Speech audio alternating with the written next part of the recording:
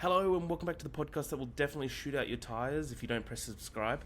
Welcome back to another episode of Love, Death and Movies podcast, Internet's #1 film breakdown and review show. The show that crushes watch lists week after week. Every couple of months is a different genre. Every week in that couple of months is a different film in that genre. So follow us on everything. Join us on the ride. Let's watch some movies. Nailed it. For a Monday morning, nailed that. With me each and every week, Ash vs. Movies. How are you, Ash? How are you?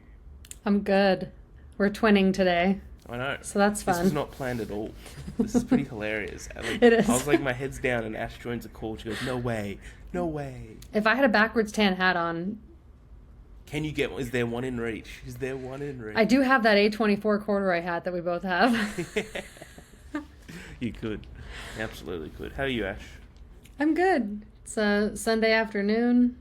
Don't want to go back to work tomorrow, but, you know, such is life. But I'm good. Am I talking about my week already or just my general demeanor? We'll talk about the movie later. Fuck it. The movie doesn't matter, obviously. That's not what the whole point of this podcast is. Exactly. I'm good. It's been a minute. We double recorded last time. Yeah, because last weekend was Adam's birthday, so we didn't record. So yeah, I mean, it's been good. Just been busy. Had a couple of short weeks at work with like Fridays off for a couple weeks in a row, so that was nice. Let's see. I've been reading. What have I been reading? I finished Yesteryear. Mm-hmm. I don't know if I had finished that last time we talked. I liked it a lot. 4 stars. It's on my list. It's very... Some mates commented on your reviews. Yeah. We got to get Harry to read it. Yeah, you need to. I don't know that, like, I loved it as much as it was hyped up, but I do think it's a really important book to read, especially in nowadays. So yeah, just go in blind. I didn't really know that much about it either, but I just feel like I've been hearing about like the hype around it, not so much like people talking about what it's about, but just more the hype of like, you know, it's a new book and it's a debut novel. So, but yeah, I really liked it. And then I read What We Did to Survive by Megan Lawley, which was a quick little like 270 page like survival thriller. I learned that I really, really enjoy survival thrillers. That was really fun. It was like these 4 teenagers stranded out on a sailboat in the middle of the Pacific Ocean outside of Mexico.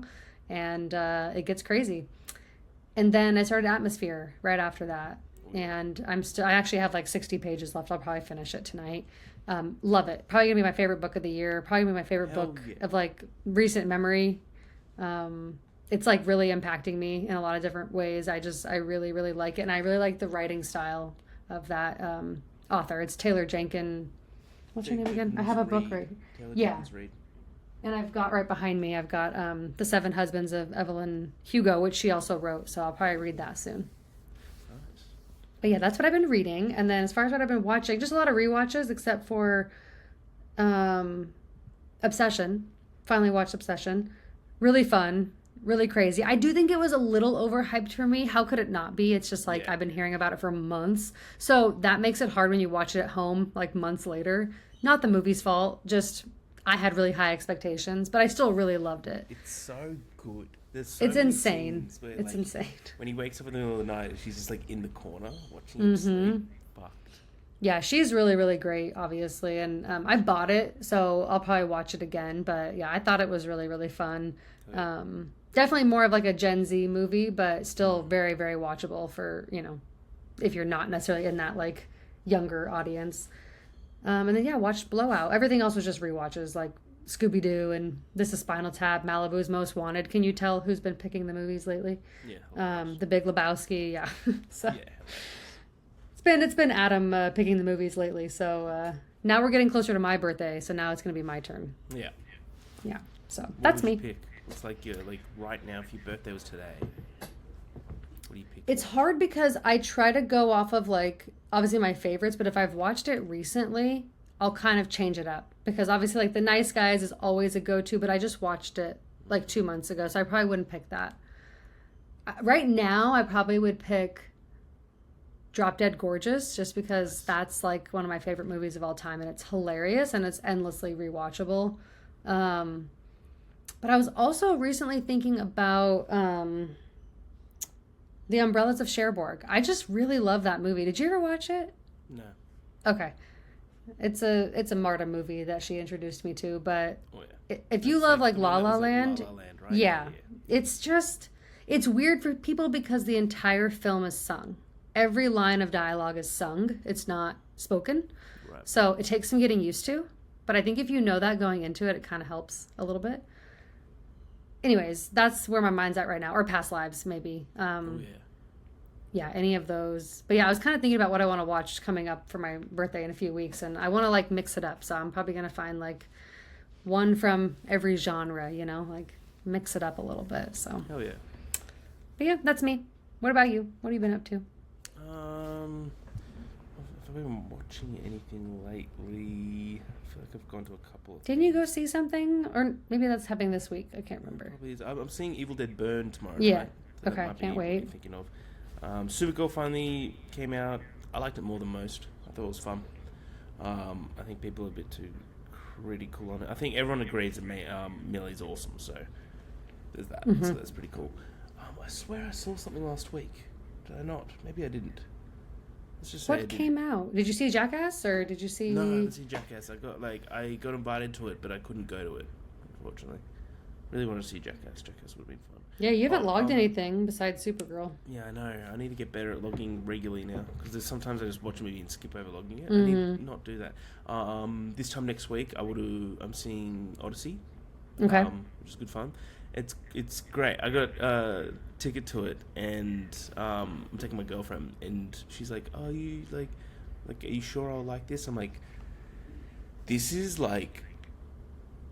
You don't understand how important this movie's going to be. And I was like, take you to IMAX for the premiere. I'm like, this is now a necessary watch. There's more mm-hmm. things. Like I told him, like, hey, I know you're going to say no. Do you want to come to Evil Dead Burn? She's like, no. I'm like, it's a rom-com. She goes, it's definitely not. I'm like, okay, fair enough. But this is the one I'm like, no, you're coming to this one for sure. And I think you have to. Anyway. Yeah, I think everyone like needs to watch. I forgot. I'm seeing it for my birthday. That's what I'm watching on my birthday. I already have tickets. Yeah. That's a great one. I haven't been watching that much then. And you're just a big reader now. Yeah, so finished Dark Age. It's an 800-page fifth book of Red Rising. Impressive. The book is magnificent. It's a masterpiece. I keep thinking about it. If I just detailed like different elements of each book, there's like 5 things that could be their own book. And it's so fucking impressive. There's one book left before the end of what's he's released, and then he's about to, well, I'm not sure when he's releasing it. He's like, the last book's called Red God, and that's still imminent release, so we're just waiting for that to come out. I think it's going to be like a Court of Thorns and Roses Avatar, mm-hmm. where it comes out in 2, because he says he's done like 1,200 pages. Jeez, that's a long book. Yeah, so I think they'll do like 2 books released over like 2 months from each other. That's my prediction. Yeah, if I'm right, that's nuts. But I think that's pretty logical. I've just started. I'm like halfway through. I started like a day ago. The Caretaker, which is Marcus Kleimer. Mm-hmm. He's the guy that did We Used to Live Here. It's his new book, came out this year. It's really cool. It's this like down on the luck sort of woman takes a job to caretake this one house in the middle of a forest for 3 days. And because the old home, the homeowner's husband died, and the husband believed that there was like an entity was bound to this land and needed to do all these like routines of what he calls rites, R-I-T-E-S, to kind of keep this entity bound to this land rather than, very creepy. There's a lot of like, so far I'm screaming at this book, take any other job. Mm-hmm. But the money's good, so that's why she's kind of course you got to take it. So far it's really creepy. I'm really intrigued. I'll probably finish it today. So You're very crazy. easy to read. I think you'll enjoy it. Mm-hmm. Have you got it yet? No, I have to be stopping on buying books right now. I have like probably like 8 or 9 that I haven't read yet that I own. That's rookie numbers. I know, you have like 40, yeah, I was just going to say. So it's absolutely. But I like, with those books, I read them in like 2 days. So if I really focused on them, in a couple of months, they'd all be done, I think. Majority of them at least. Well, there's some that's like, well, I'll do because of your recommendation. There's a couple books before it, but before I read Lightbringer, Red Rising Book 5, I'll read Atmosphere. It's honestly a really easy read. I'm like, it's kind of shocking to me because I feel like I'm having I'm getting through more pages than I would in some of the thrillers I've read. I don't know if it's just the writing style or the like font, or it could be a combination, but I started it in June because I wanted to read it during Pride Month, and then I didn't finish it in like the 3 or 4 days left of June, so I'm kind of into July. But yeah, it's just a beautiful book. It's got everything. I don't know. It's just got everything that I really love in a good story. I think that's what it is. You sold me. I think, what did Megs rate it? She loved it, I think, as well. Yeah, she gave it a high rating. It's got like a 4.2 something on Fable. I mean, it's very highly rated. By the way, everyone should definitely download Fable. Fable is such a good app. I love it. I love updating my percentage. 4.46. Is that what she gave it? That's the average. That's high. No, Megs gave it 4.8. Jesus, just give it a 5. I'll probably give it 5 stars. I can't imagine what would happen in the last 60 pages that would make me change my mind, but... One of the characters is just like, and the nice guy sucks. Like, you're like, 4.5. No, not even then. I still couldn't. And it's set in the 80s, so it doesn't even matter because that movie hadn't come out yet. It doesn't even make sense. That's awesome. When are you going to read Red Rising? That's what everyone's been asking. TBD. Wow. When's Adam? I want to. That's a better question. Yeah, harass him. He's reading that Dungeon Crawler. I can't even say that. It's like a tongue twister. Yeah. He started the first one. He's not a big reader. He like wants to find like a 2-day window where he can just binge read something, and I'm like, just start it and just see what happens. Yeah, I think he would just. I think he'll love Dungeon Crawler Carl apparently as well. I still got to read that series. I think he'll love both. He just reading is just not his thing. I've gotten every single one of my friends into Red Rising now. All of them are reading it. How about this? I will start it by the end of the year. That's 6 months. That's a long time. It's a long time to wait. All right. I promise you, it'll be started or finished by the end of this year. Let's negotiate end of August. I'll read the first page. Hey, I'll take that. Okay. I would have lived in peace, but my enemies brought me war. That's the first line. Okay. Nice. Shall we get into it? Yes.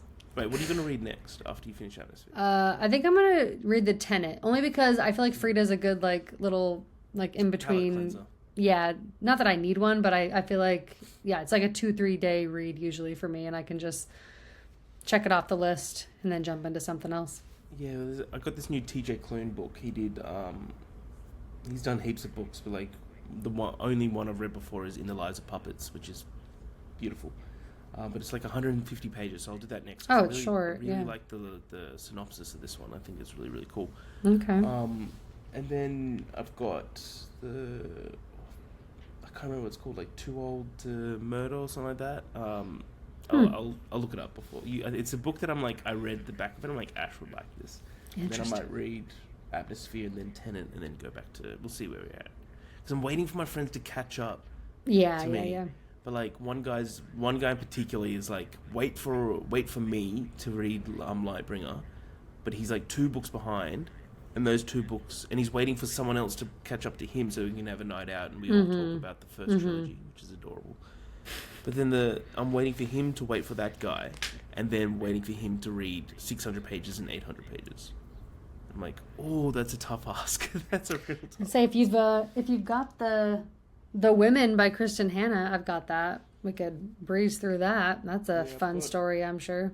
I've got do I have a Kristen Hanna? I don't think I got Kristen. Megs would have them. She probably has it already. Yeah. She loves Kristen Hanna. I'm 2 in, and I like her books a lot. They're just they're different than thrillers. They're definitely like heavy and, historical fiction, things like that. So. Oh yeah. Nice. All right. Let's get into Blowout. We're getting 15 minutes in. That's hilarious. Directed by Brian De Palma in 1981, Blowout, budget of 18 mil, box office of 13.7, so didn't do too well. A movie sound recordist accidentally records the evidence that proves that a car accident was actually murder and consequently finds himself in danger. Ash, this is your first time seeing Blowout. What did you think of Blowout? It was a ride. I really liked it. It was very 80s, which I love. But I'm just still not over the shots. And the filmmaking style. I'll be honest, I'm not like a Brian De Palma. I don't have a deep bag with him. I've seen Carrie once a long time ago, and that's pretty much it. I've never even seen Scarface. Like I admit right now. You haven't done the Mission Impossibles, have you? No, still no. I have not. I don't really know much about his filmmaking. So, anyways, I didn't know what I was getting into, but I liked it. every time a split diopter happens, I always have to say, split diopter, like I have to announce it. And I did that many times. I agree with your review about the owl. That shot, literally could have just paused it and stared at it for a lifetime. With the owl, it's so funny. To be honest, that whole sequence when he's out there recording and just that whole scene is probably like some of the most perfect filmmaking I've ever seen. I don't think the whole movie is perfect, but I think that scene is really, really well done. And just the premise of the movie is so interesting to me. Now, there's a lot of like layered things in here that I feel like I didn't quite grasp onto. I was like reading some reviews and there was just a lot of stuff about like, the filmmaking industry and like women and like conspiracy theories and all these things. And I kind of just on first watch just absorbed like, I think more surface level, but I still really liked it. I liked the premise. I liked the pacing. I think it was a perfect length movie. John Travolta was honestly great. And I also really liked the actress that played Sally. I thought she was great as well. Some of the side characters were kind of charactery and kind of annoying, but like still worked well for an 80s movie. John, is it Lithgow or how do you pronounce his last name? John Lithgow. He was creepy. Yeah. He was so young too. It was like weird seeing him so young and creepy. I just love how all the pieces unfolded and how they all came together and just, kind of chasing this thing that kept, not really working out their way. And I also loved the full circle moments that happened with John Travolta's character as far as like where it started even with the scream to the end. And then even as far as like the wire thing from the police department and then what happened. I like all the full circle moments. I think it was just really well written. Yeah. The ending threw me off a little bit. I think the last like 20 minutes or 15 minutes was just a little different like style and tone than the rest of the movie, but it wasn't like bad. It was just different. So I think a second watch is definitely necessary for something like this. But initial watch, really, really enjoyed it. And I think stylistically it really worked for me, like as far as what I like in movies. Yeah, hell yeah. I agree. This is my second time watching it, and I agree. I agree with you the first time I watched it, and then this time it just gets better. Okay. I really, really like this movie. I agree with you that that scene where he's doing all the live recordings is so sick. That and the scene where he manually edits the sound to the paper clippings. So cool. I think that is so awesome. Where he's, like, I was so locked in. And you can see it's all about like method and like you stick to the man's method and you'll be able to conquer the world sort of thing. Loved that. I thought Travolta was great. I think just like the way that this is shot is so stunning. Like every shot is just like really beautiful. The shot of him with all the recordings all around him in his office is such a sick shot. Or like even like the like high up like look down views that would happen like multiple times. I think there's one when he's in there with everything around him. There's one when Manny's kind of like getting after Sally and she hits him. Like the like view you get to like look down from as an audience member instead of looking like into the room, it like provides a whole different like perspective. It's so interesting. I found it to be really like engaging watching it with the way he decided to do that. Yeah, I agree. Oh yeah, shall we get into it, Ash? Yeah. Blowout opens with the first-person viewpoint of a psycho killer prowling a female dormitory. After spying through the windows at young ladies in various stages of undress and sexual activity, the killer attacks a nude woman taking a shower. She opens her mouth, emits a ridiculous-sounding scream that deflates the entire scene. We then realise we're watching the current film that sound engineer Jack Terry, played by John Travolta, has been working on. His employer, producer of low-budget horror films, orders him to find a new scream for the crucial moments of this scene. That night, Jack is standing on a bridge recording ambient sounds in a quiet park near a lake when suddenly an approaching car has a tyre blowout, causing it to skid off the road and into the water. Jack immediately dives in to help, not noticing a figure dressed in black emerging from underneath the bridge. The figure escapes while Jack tries to rescue the inhabitants of the car. Underneath the water, he finds the body of a man who is driving the car, now dead. His passenger is a woman who is still very much alive, and Jack pulls the unconscious woman out of the wreck. Jack takes the woman to the hospital, where he learns the shocking details of what he witnessed. The driver of the car was the governor, Mick Ryan, who was a presidential hopeful. Detective McKay questions Jack about the accident, and an advisor of Mick Ryan's, Lawrence Henry, shows up at the hospital, asking Jack to forget he ever saw the girl in the car. Mick Ryan was married, and who is apparently having some sort of illicit affair with her. with the woman that was in the car, and the news of her presence in the car would cause a scandal for the dead governor. Jack talks to the girl, whose name is Sally.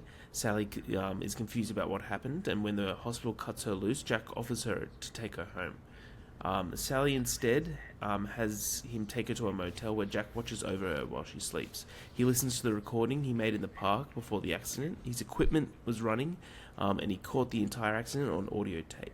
Jack is positive he hears a gunshot before the tire blowout. Meanwhile, in a dark garage after hours, a man slips into the storage area where the governor's car is being held and swaps the shot-out tire with another.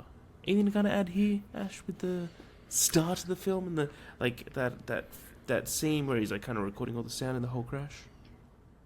I mean, yeah, I just like the intro. I think it's cool to start by like being inside the movie that they're actually like editing and then taking you out into the... I just love movies that are about movie making, obviously. So I think that this is a really interesting one because we're used to seeing things like Boogie Nights or I don't know, things where you're like, it's more like the directors or the actors or, you know, whatever it may be, La La Land. But it's like, I feel like this is a different take on... engineer is a weird one. It's really cool though. I find it very fascinating. But yeah, I thought that it was kind of like funny to kind of imagine how that goes with like finding the right scream and it not even being the actress that's in the movie. I never really considered that, but obviously it happens all the time. Wasn't it cool when they did that scene where it's like they got rid of all the other sound and just did the scream? I was like, that's pretty cool. Yeah, and even just all the equipment that he was using and how he was rolling out, like, you know, gunshot, scream, like whatever, all the different sounds he has recorded. So much tougher, you know, whenever everything's like analog and old school like equipment. It's very interesting to me. So I liked all those scenes, just watching him work, to be honest. Yeah. And I like the way that like the director decided to like write and direct all these moments of like, you have to be paying attention because the news in the background is kind of like feeding you things you need to know about, like even like the governor / almost president candidate. And then obviously you learn about like the serial killer that's on, like you learn about these things kind of just like in passing through like Jack watching like the news. And I think that's kind of an interesting way to have that information be kind of like be important to the story, but it's kind of like a subplot, I guess, if that makes sense. So I thought that was kind of a cool way to include it without there having to be like an extra 15-20 minutes, you know what I mean, of screen time to kind of make all that stuff known that's going on.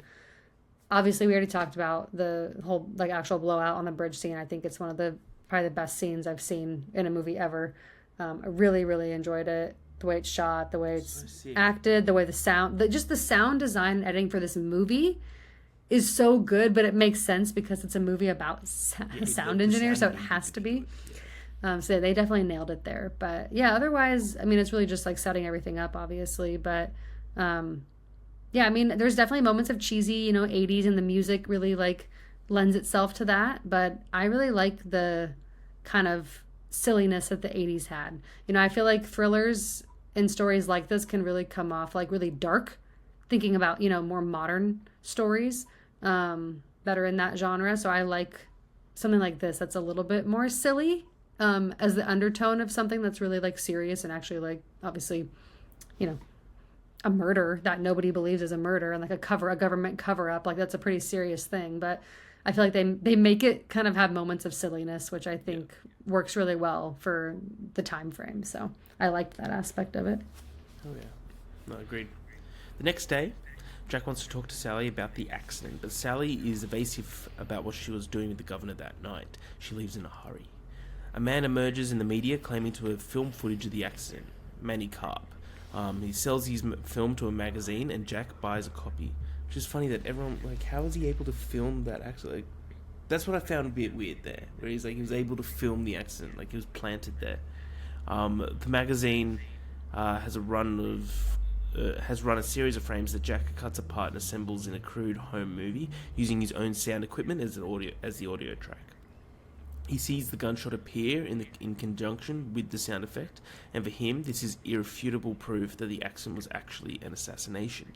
Jack calls Sally and finds out that she's attempting to leave town. He intercepts her at a bus station and buys her a drink in a lounge in order to stall her. She reveals that Lawrence Henry gave her money to leave town for a few months. He learns that Sally has aspirations of being a makeup artist, and although she struggles to support herself with low-paying clerk jobs, When Sally questions him about his own background, Jack reveals something painful about his past. He once worked with the police department, placing a hidden recording device on an undercover informant. The incident ended horribly when the wire overheated, revealing the man was an informant, resulting to his murder. Jack is determined to prove that McRyan's death was an assassination, and he asks Sally to stay in order for him to unravel the mystery. The same man who erased the evidence of McRyan's blowout reappears, stalking a woman who appears to be Sally. He kills the woman, realizing too late that she is actually not Sally. Confused and upset about the implications of his mistake, he disfigures the woman's body in order to make it look like a sex crime. Though a series of phone calls becomes clear that this man, who is named Burke, has been hired by McRyan's political rival to stage the entire incident.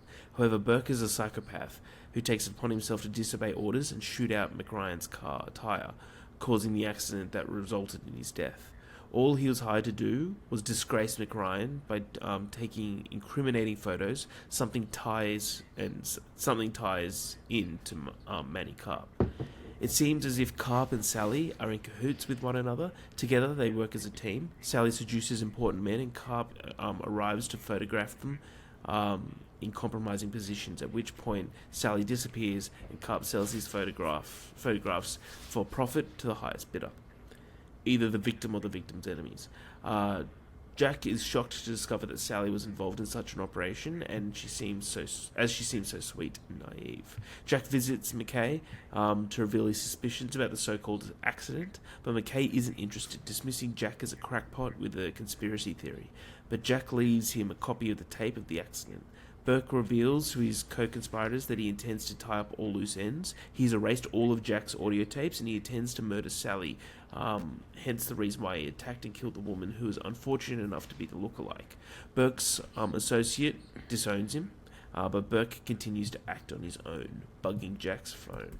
Anything to kind of add here, Ash, with the whole introduction to Burke? He's creepy as hell. He's very creepy. I thought it was interesting that they gave little nuggets of like him being a bit more unhinged than you probably would like think he was once he starts talking, and he's gone already outside of the plan of what he was hired to do. So I already started thinking like, okay, this guy is obviously comfortable with murder. And then they keep dropping nuggets to where by the end it's like so very clear that he's also the killer, like the serial killer. So I think it's fun that pleasure of it. No. Yeah, like he's obviously a psychopath, but like I don't know, I thought it was the way the movie's written is like in a way it unfolds is really fun because you have this like overarching political like thriller trying to, convince these people that something was like an assassination, but then you also have like a weird little like relationship forming with Sally and John, and then you also have like a serial killer on the I don't know, to me it just like encompasses everything 80s. Like that's what I think, like as far as filmmaking, like I feel like 80s movies, obviously serial killers were much more prevalent then than they are now, so it's like it just all fits really well. So I really love the way the story all came together, and I think this chunk of the movie you get like little nuggets that really make the rest of it like pay off well. Manny's gross and creepy, and I couldn't stop looking at his dirty shirt. If I came home and my man looked like that and his shirt was that dirty, oh my God. Like I didn't love the way Sally was. Oh yeah, absolutely. I mean, his shirt was covered in stains. Like, yeah, and he was sweaty. But I didn't like the way that Sally was like written necessarily. I mean, I get it. Like it's the 80s. It's just hard sometimes to watch these movies where like women characters are just, they feel like they're there for a very specific reason. And even though is it John or Jack? Sorry, Jack, not John. John Travolta plays Jack Terry. It's very Jack confusing. Is a nickname for John, so very, very nice.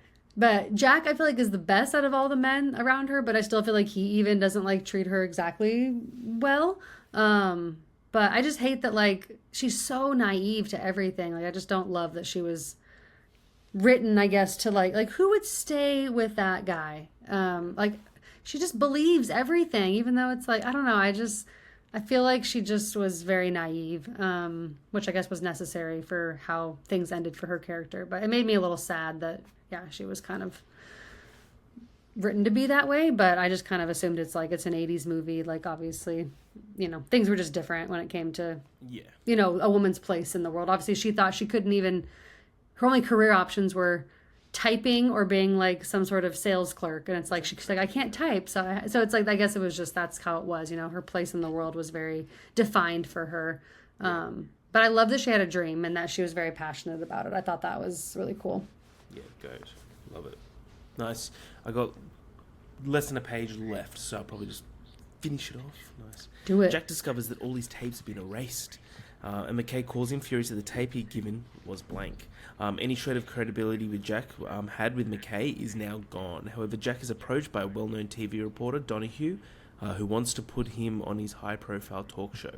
Jack and Sally have obtained Manny Karp's original film of the accident, which clearly demonstrates that the tire was shot out, especially when synchronized with Jack's audio recording. So this is where I was like, now I kind of get it, that like Manny was hired. Manny knew that the guy was going to die. So that's why he recorded the stuff. So it was a plan. It all comes together. That's what I'm saying. All the pieces fall together at the right time. Even now, after 2 watches, I'm like, like after writing it down. And he was going to straight up let her die, right? Like, no. Yeah, exactly. That's kind of crazy, isn't it? Donahue wants Jack to play the film on the air and discuss his experience. Unbeknownst to Jack, Burke has taped his phone and he eavesdrops on Jack's conversations with Donahue. Burke himself calls Sally, posing as Donahue, and asks her to meet him and show him the film. Sally visits Jack because Burke has disabled his phone, making it appear busy. Jack is immediately suspicious on why Donahue would ask to meet Sally, not to mention how Donahue could have gotten Sally's phone number to begin with. Perhaps due to his desire to get Sally involved in the Donahue story, maybe. Jack agrees to let her go and meet Donahue, but only if she's wired so that he can listen in on the conversation and record it as evidence. Sally agrees to meet Donahue, and Jack wires her with the listening device. I love this listening device. It's such a good little device. Posing as Donahue, Burke has summoned Sally to the 30th Street station. While he waits for her, he murders another woman in the public restroom, apparently planning on making Sally's murder look like the work of a serial killer. Sally parts with Jack and goes to make her meeting, but as soon as Jack hears Burke's voice, he realizes it's not Donahue and rushes to intercept Sally. Burke ushers Sally down into the subway and takes her to another location, and Jack listens in and trying to follow them based on the audio clues. Such a sick scene. Jack loses track of Sally and panics, diving into his Jeep in the middle of Independence Day Parade. He crashes the Jeep, driving his Jeep into the middle of the Independence Day Parade, crashes the Jeep, and when he comes to, he could hear Sally is in danger. I love that, when he's in the fucking ambulance. Burke is taking her to a nearby rooftop to secure the tape from her, immediately destroying it. Confused, Sally realizes too late that she's in danger. Burke attacks her as Jack tries to reach them. He finally catches sight of Sally when she breaks away from Burke, leaning over the rooftop, emitting a terrifying scream as the eye makes contact at a distance. Jack rushes up to save her, but is too late. Burke has already killed her. Jack takes Burke by surprise, stabbing him with his own weapon, but he's anguished over the fact that Sally is dead. The denouement finds Jack now utterly despondent and broken over Sally's death, obsessed with the audio recording he made in the moments before her murder. In a morbid finish, Jack uses Sally's death scream as the audio to a cheap horror movie he's been working on. Both Jack and his producer agree the scream is perfect. There is so much wrong with that. What do you think of? What do you think of the ending? What do you think of Blowout Ash? I really, really enjoyed this movie. I do think that this is a kind of film that I would have loved to have seen like in the theater in one sitting, just because when I'm at home, it's almost impossible for us to get through a movie without pausing one time. Like even an hour and 45-minute movie, it's really sad, but just having a dog, like having laundry, you know, you just like, there's always something that you have to like get up for. So I do feel like, unfortunately, I had to pause this like 20 minutes toward the end. So I feel like I kind of lost like a little momentum maybe. Definitely. Which I think is not the film's fault, but I did feel like it was a little bit of a switch. Like the tone kind of shifted, like I mentioned earlier, when he starts running through that train station, and then like the Jeep scene felt so like comedic, and I didn't know if I was supposed to be laughing, just, like, but it was rammed it into a building. Yeah. But also just driving it through like all those people and everything I was cracking up, and then he crashes, and you're like, what the fuck, is he alive? And then it gets really dark with like her screaming up there and like about, I didn't know what was going to happen to her. And yeah, it was just like a lot of different tone shifting. So I feel like the ending kind of like took me by surprise, I guess. But I think on a second watch it would hit a little bit different, especially if I could just watch it all in one continuous sitting. But anyways, yeah, that whole ending was really dark. I felt like I don't know. I don't know what like the specific messaging behind using the scream was supposed to be. I feel like there's something there like that I didn't maybe get. But my first reaction was just like, that's fucked up. Yeah, it's very fucked up. So I don't know how I feel about it. I feel like it's really, really fucked up. But I also feel like it was his weird way of like coping with it. Like I don't know, like he became obsessed over the fact that he couldn't save her. So maybe it was, I don't know, some weird like coping mechanism. But definitely like a fantastic movie ending. The split diopters are out of this world. The way that sound is used with the visuals. I don't think I've ever been so like entranced by a movie as far as like the combination of its visuals and sound together. Really, really, really loved that. And definitely excited to watch it again. And there's one more thing I was going to say about that final scene and I forgot. Oh, did you notice the blood on her neck? It looked a little. Did you notice that it looked like really like I don't know if she was supposed to be like like a strangle mark or was that supposed to be like a cut neck? Because it looked almost like blood, but it was like just like a line of like fake blood. Yeah, originally I thought it was blood, like blood coming out from the guy from Burke. Oh. But then I don't think it was. I think it was supposed to be like no, she was like strangled then. Because he strangles them and then he marks them with the knife. So when Jack got there, he wasn't about to kill her. He was about to mark her. Yeah. Right? Exactly. Okay. Yeah. Okay. That's what I thought. I was like, I think maybe it was just supposed to be a strangle mark, but like it looked really like bright red and like so clearly. It was very weird. Like makeup-y. So I was like, wait, am I missing something? But no, yeah. Great film. So many different genres. Just so many different things to love. And I'm excited to watch it again. Very glad that we checked this off. Yeah, I agree. This movie, I gave it 4.5. It goes up. Like, first viewing, I gave it 4. It's just so impressive. The way it's filmed, everything. It's just such an intriguing film. I find it just so goddamn good to watch.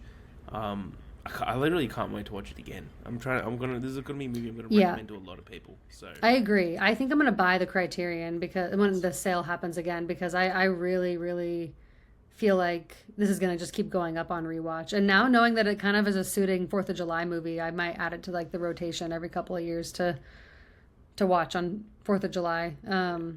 So I definitely am very glad that we finally checked this off. And I had a thought too that you reminded me of when you said that you already want to watch it again. And now I lost it.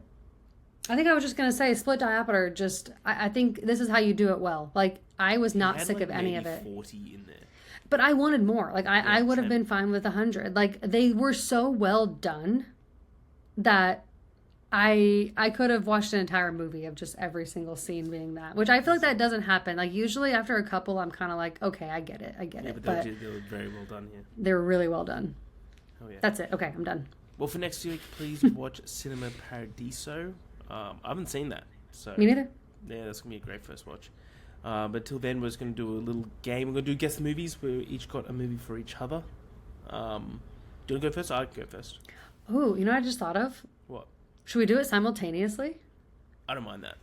I don't mind that at all. We'll see how this goes. Yeah, I don't mind that at all. He's gonna like keep track. Yeah, I'm gonna write down. The listener's gonna fucking hate this. Yeah, sorry. We're trying something new here. Yeah, it'll be fun. Do you want to ask first, or shall I ask first? Sure. Is it something that came out after 2000? Yes, this was released between the year 2001 and yesterday.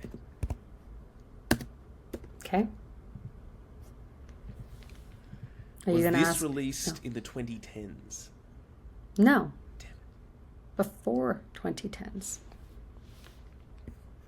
I'm keeping track of my questions to you. Yeah, same. Okay, so post 2001, is this movie a part of any franchise? Yes. Is my movie part of a franchise? No.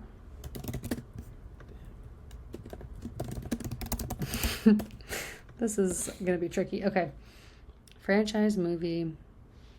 could be gobs of them. A lot of franchises.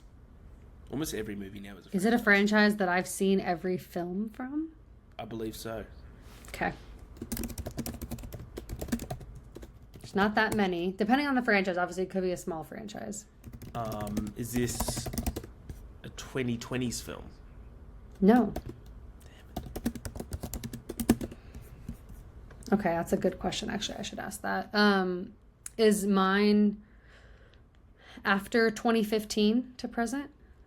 This movie was released between 2016 and yesterday. It's a 2000s film. My one. Yes, it was released between 2000 and 2009. Cool. Okay, we got that narrowed down. Okay. Is mine in the Marvel franchise? No. Okay. I just wanted to get that checked off. Do I give this movie a 4.5 or higher? I believe so, but let me double check. I know I do. I'm pretty sure you do. But I don't want to lie to the people. Oh, actually, not 4.5 or higher. So we go to 4.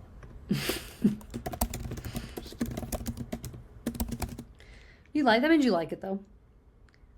Let's see. 4, I give a lot. Franchise. I don't want to overthink this because there's so many things. Okay, 2016 to present. So what franchises were releasing movies later into the 2016 era? I feel like that's kind of easy because it gets rid of like Harry Potter and gets no Marvel. I want to feel like this is going to be like a horror. Is it a horror franchise? It is. Okay. Alright, I gotta snipe this. Is this a coming of age film? No. I was thinking Didn't mean to give you a toughie. Horror franchise. Let's see. Thought you might have given me Almost Famous. That's why. That would have been a good one. I'm trying to think what horror franchise I want to go with.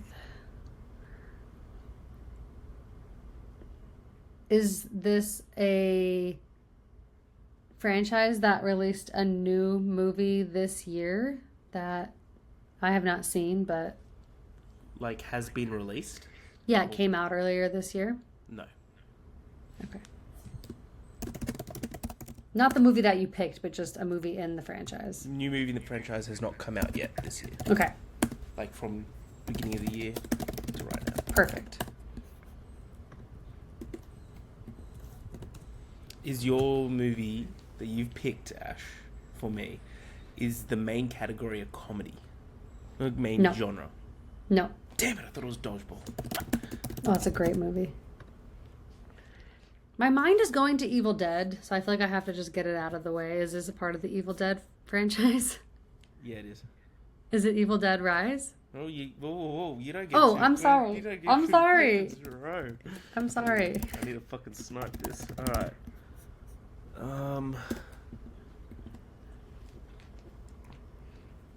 Did you ask question first? You did, didn't you? So I technically could get 2 questions out of here. Are you trying to beat me that bad? No, I wanted a tie. I want us to do it both. Okay. Picking a franchise is always tough because it's always going to be easier than a non-franchise. Yeah. It's not a comedy.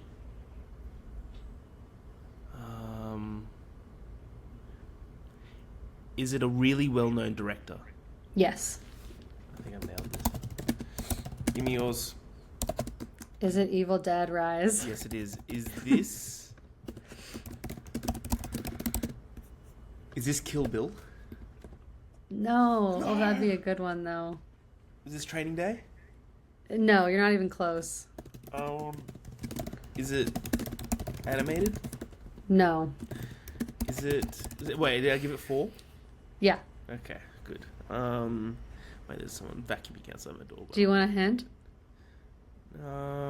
Have we done an episode of this? No, not this one, no. Yeah, was thinking maybe Disturbia. I thought about picking Disturbia, if I'm being honest. Is it a horror? No. I was thinking The Descent.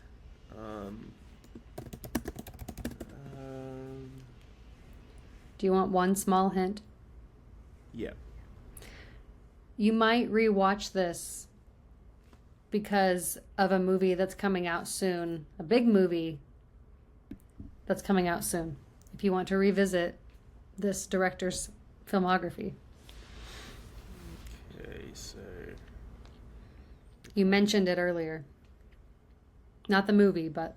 He gave me the prestige. All right, yeah. He gave me the prestige. We can move on. He's so upset that he didn't get it sooner. I was thinking so much. I was like, I've nailed this with Kill Bill. That was a good guess. Everything made sense first. Good pick. Good pick. Nice. Intertwined guess the game. I kind of like that. Yeah, it's good fun. Like, what are you going to say? Who goes first? That's really fun. Yeah, let's do that more. But cool. Next time, please watch Cinema Paradiso for our next episode. But until then, I'm Harry. That's Ash. Live with the movies. We'll see the movies.